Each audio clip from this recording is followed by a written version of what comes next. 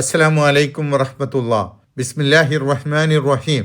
പ്രിയപ്പെട്ടവരെ, സത്യവിശ്വാസികളുടെ അള്ളാഹുവിൻ്റെ അടുക്കൽ നിന്ന് അവതീർണമായത് സത്യമാണെന്ന് മനസ്സിലാക്കി അംഗീകരിച്ച സത്യവിശ്വാസികളുടെ ഗുണങ്ങളാണ് ഒടുവിൽ പഠിച്ച ആയത്തിൽ പറഞ്ഞത്.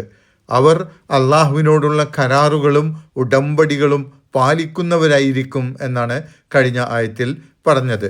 തുടർന്ന് അവരുടെ മറ്റു പല ഗുണങ്ങളും എണ്ണിപ്പറയുകയാണ് അടുത്ത 4 ആയത്തുകളിൽ.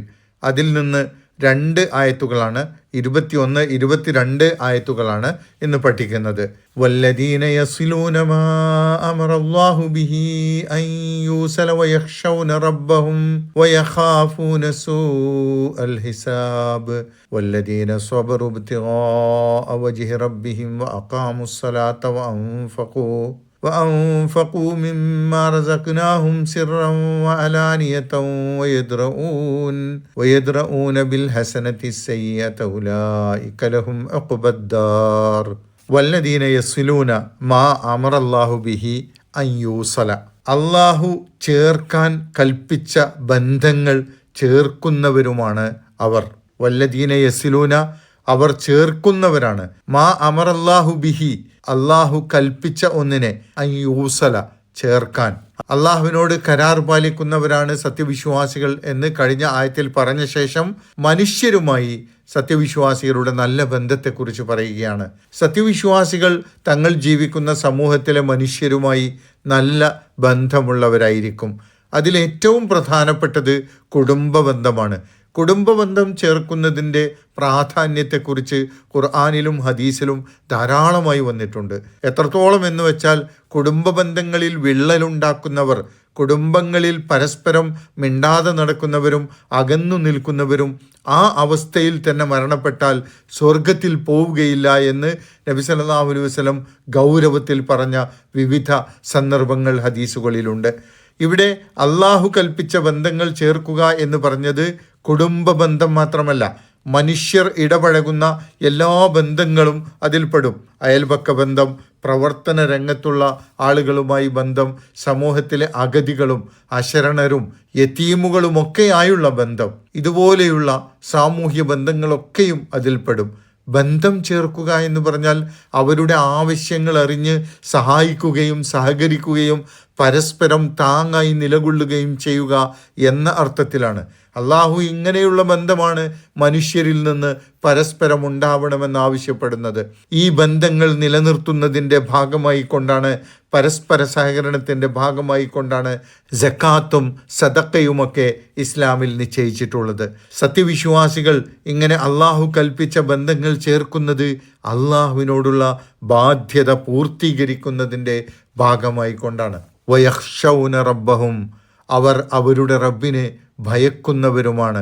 റബ്ബിനെ ഭയക്കുന്നത് റബ്ബിൻ്റെ കൽപ്പനകൾ പൂർത്തീകരിക്കണമെന്ന ഭയഭക്തിയിൽ നിന്നുണ്ടാവുന്ന ഭയമാണ്. യഖ്ശൗന എന്ന് പറയുന്നതിലെ അള്ളാഹുവിനോടുള്ള ഖശിയത്ത് കൊണ്ട് ഉദ്ദേശിക്കുന്ന ഭയം ഭയഭക്തിയിൽ നിന്നുള്ള ഭയമാണ്. മാത്രമല്ല, അള്ളാഹുവിൻ്റെ ശിക്ഷയെ അവർ പേടിക്കുകയും ചെയ്യുന്നു. വയഖാഫൂന സൂഅൽ ഹിസാബ്, കടുത്ത വിചാരണയെ നേരിടേണ്ടി വരുമെന്ന കാര്യവും അവർ ഭയക്കുന്നു. ഇവിടെ പറഞ്ഞ ഭയം, ഖൗഫ്, അത് പേടിയാണ്. അള്ളാഹുവിൻ്റെ കൽപ്പനയ്ക്ക് വിരുദ്ധമായി പ്രവർത്തിച്ചാൽ നേരിടേണ്ടി വരുന്ന പരലോകത്തെ കടുത്ത വിചാരണയെക്കുറിച്ചും അതുമൂലമുണ്ടാകുന്ന ശിക്ഷയെക്കുറിച്ചും അവർ പേടിക്കുന്നവരാണ്. സൂഉൽ ഹിസാബ് എന്ന് പറഞ്ഞു കഴിഞ്ഞാൽ മോശമായ വിചാരണ എന്നാണ് ഭാഷാർത്ഥം. തെറ്റു ചെയ്തവർ നേരിടേണ്ടി വരുന്ന കടുത്ത വിചാരണയെയാണ് ഇവിടെ ഉദ്ദേശിക്കുന്നത്. വല്ലദീന സ്വബറു ഇബ്തിഗാഅ വജ്ഹി റബ്ബിഹിം, അവർ അവരുടെ റബ്ബിൻ്റെ പ്രീതിക്ക് വേണ്ടി ക്ഷമിക്കുന്നവരുമാണ്. അള്ളാഹുവിൻ്റെ മാർഗത്തിലുള്ള ജീവിതത്തിൽ നേരിടേണ്ടി വരുന്ന പ്രയാസങ്ങളും ബുദ്ധിമുട്ടുകളും, അള്ളാഹുവിന് മാത്രം വിധേയപ്പെട്ട് ജീവിക്കുമ്പോഴുണ്ടാകുന്ന ഈ ദുനിയാവിലെ പ്രതിസന്ധികൾ ഒക്കെയും ക്ഷമാപൂർവം, അങ്ങേയറ്റത്തെ ക്ഷമയോടുകൂടി സത്യവിശ്വാസികൾ ഏറ്റെടുക്കുന്നത്, സ്വീകരിക്കുന്നത് അള്ളാഹുവിൻ്റെ തൃപ്തി അതിലൂടെ ലഭിക്കും എന്നുള്ളത് കൊണ്ടാണ് എന്നാണ് ഇവിടെ പറയുന്നത്. വ അഖാമുസ് സലാത്ത, അവർ നമസ്കാരം നിലനിർത്തുന്നവരുമാണ്. മുറപ്രകാരം നമസ്കാരം നിർവഹിച്ചു പോന്നവരുമാണ് അവർ. വ അൻഫഖൂ മിമ്മാ റസഖ്നാഹും, നാം അവർക്ക് നൽകിയതിൽ നിന്ന് അവർ ചിലവഴിക്കുകയും ചെയ്യുന്നവരാണ്. സിർറൻ വ അലാനിയത്തൻ, രഹസ്യമായും പരസ്യമായും. അള്ളാഹു നൽകിയ റിസ്ക്, വിഭവം എന്ന് പറയുന്നത് കൊണ്ട് പ്രധാനമായും ഉദ്ദേശിക്കുന്നത് സമ്പത്താണെങ്കിലും വെറും സമ്പത്ത് മാത്രമല്ല.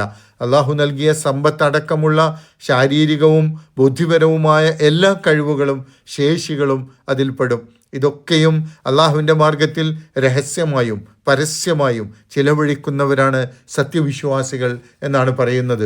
പേരിനും പ്രശസ്തിക്കും വേണ്ടിയല്ലാതെ അള്ളാഹുവിൻ്റെ പ്രീതി മാത്രം ഉദ്ദേശിച്ചുകൊണ്ട് ദാനധർമ്മങ്ങളും മറ്റ് സഹായങ്ങളും ചെയ്യുന്നതാണ് രഹസ്യമായ ചിലവഴിക്കൽ. അതാണ് ഏറ്റവും ഉത്തമമായിട്ടുള്ളത്.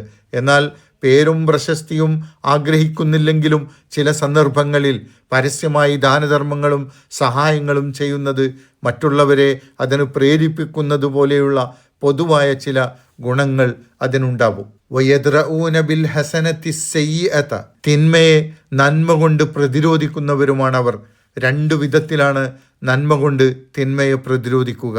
ഒന്ന്, ചെയ്ത തിന്മകൾ, ചെയ്തു പോയ തിന്മകൾ പുറത്തു കിട്ടാൻ വേണ്ടി പശ്ചാത്താപമായിക്കൊണ്ട് കൂടുതൽ നന്മകൾ ചെയ്തുകൊണ്ടിരിക്കുക.